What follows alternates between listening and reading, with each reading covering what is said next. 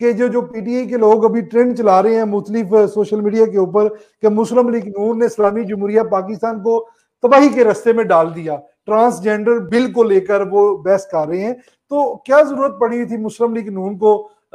یہ ٹرانسجینڈر بل جو ہے، بے شک یہ پاس ہوا لیکن اس میں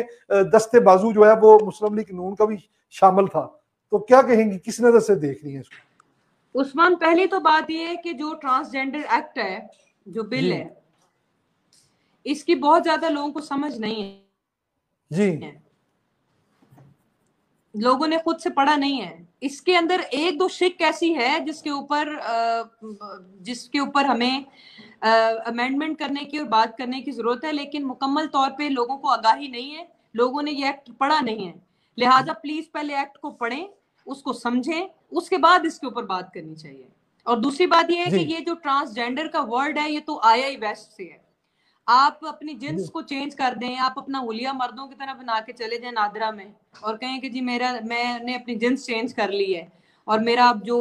حقوق ہیں وہ خواتین کے ہو جائیں یا میرے مردوں کے حقوق ہو جائیں، اسلامی وراثت بھی مجھے اکارڈنگلی لے کر چلے. تو یہ جو ٹرانسجینڈر ہے اس کے اندر تھوڑی سی ابہام ہے جس کو دور کرنے کی ضرورت ہے، اور اس میں بہت زیادہ غلط فہمیوں پہ جو لوگ جو ہیں وہ چل رہے ہیں، مس انفارمیشن بہت زیادہ پھیلائی جا رہی ہے. لیکن کوئی نہ کوئی چیزیں ایسی ہیں جس میں کچھ شکیں ہیں جس کے اوپر اب اس کے اندر کچھ شکیں ہیں جس کے اندر بات کرنے کی ضرورت ہے. ٹھیک ہو گیا جی. اچھا، دوسری طرف یہ فرما دیں میڈم، نور مقدم کا قتل کا جو زخم ہے وہ پوری قوم سے ابھی نکلا نہیں تھا، تو اب یاد امیر صاحب جو بہت بڑے صحافی ہیں، بلکہ عمران خان صاحب کے تو وہ بزرگ بھی ہیں، ان کے بیٹے نے جو بے رحمی کے ساتھ اپنی بیوی کا قتل کر دیا ہے، پوری قوم آج یہ آج سویڈن کی ایک نیوز کے اوپر بھی وہ خبر چلی ہے. چند دن اس کو پاکستان میں ہو گئے لیکن آج سویڈن کی ایک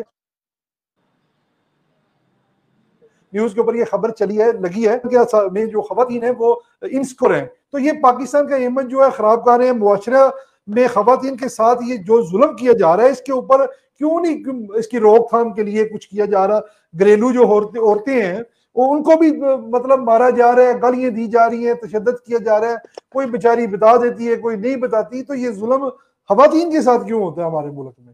مردوں کے ساتھ یورپ میں تو مردوں کے ساتھ ہوتا ہے، یورپ میں تو کسی کی جان نہیں ہے ذرا سی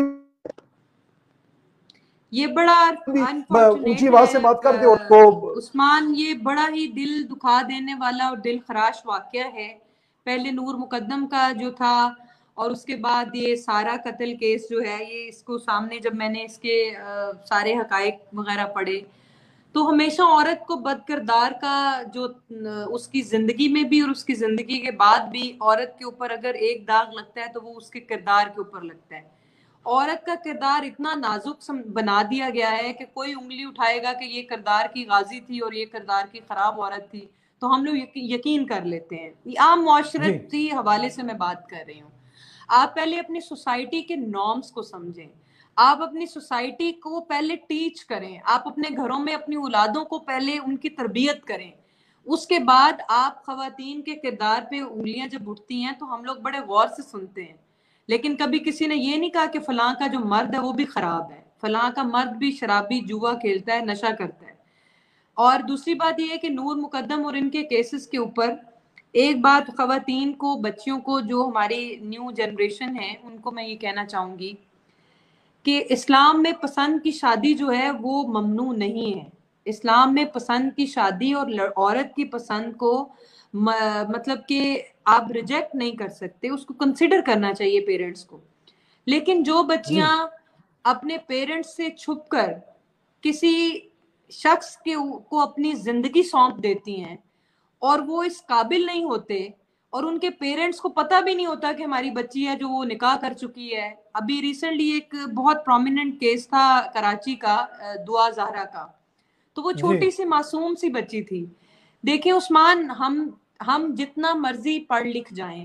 ہم جتنی مرضی ترقی کر لیں، ہم جتنا مرضی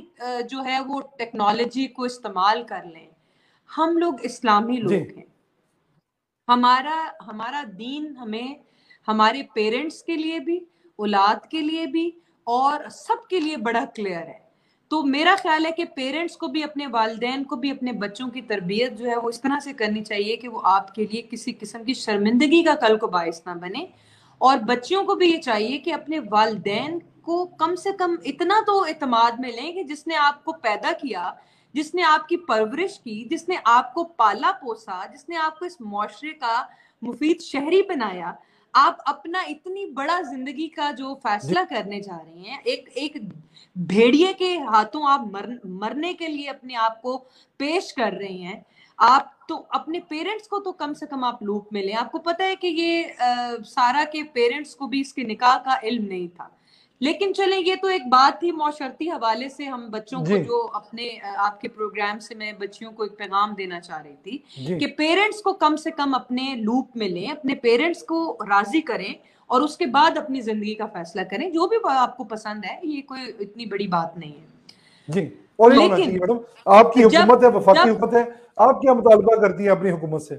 دیکھیں، میں تو یہ مطالبہ کرتی ہوں کہ جو خواتین کو بری نگاہ سے بھی دیکھے تو اس کو سولی پہ چڑھا دیں۔ یہ تو بہت بڑا کیس ہے، یہ تو انسانیت جو ہے وہ شرما گئی ہے۔ جس طرح اس نے اس خاتون کا قتل کیا ہے، جس طرح اس نے اپنی بیوی کا قتل کیا ہے، اس طرح تو لوگ جانور کو بھی ذبح کرتے وقت میرا خیال ہے تھوڑا سا ڈر جاتے ہیں، دل دہل جاتے ہیں۔ تو میں مطالبہ کرتی ہوں پاکستان کی وفاقی حکومت سے اور میں صوبائی حکومت سے، جو کہ میں سمجھتی ہوں کہ اس کے اندر جوڈیشری کو بھی اپنا رول پلے کرنا چاہیے، پروسیکیوشن کو، اور کیس جو ہے وہ پولیس کے اس طرح سے بن کے جائے کہ آگے ججز کے پاس کوئی دوسرا راستہ نہ ہو کہ اس کو جو سزا سے کوئی بچا سکے۔ اس کا کیس اس طرح کے اتنا سٹرونگ ہونا بالکل چاہیے۔ بالکل ایک میں وکیل ہونے کے ناطے آپ کو کہہ رہی ہوں کہ لوگوں کی کمزور پروسیکیوشن کہاں پہ ہوتی ہے، جب تھانوں کو آپ کمپرومائز کر دیتے ہیں۔ تھانے جب کمپرومائز ہو جاتے ہیں تو جو لکھ کر وہ بھیجتے ہیں اگلوں نے بھی وہی فیصلے کرنے ہوتے ہیں، جی، تو پولیس تو آپ کی جو ہے وہ صاف شفاف ہو جاتی ہے، جوڈیشری کے اوپر آپ کے سوال کھڑے ہو جاتے ہیں۔ بالکل سخت سے سخت سزا ملنی چاہیے۔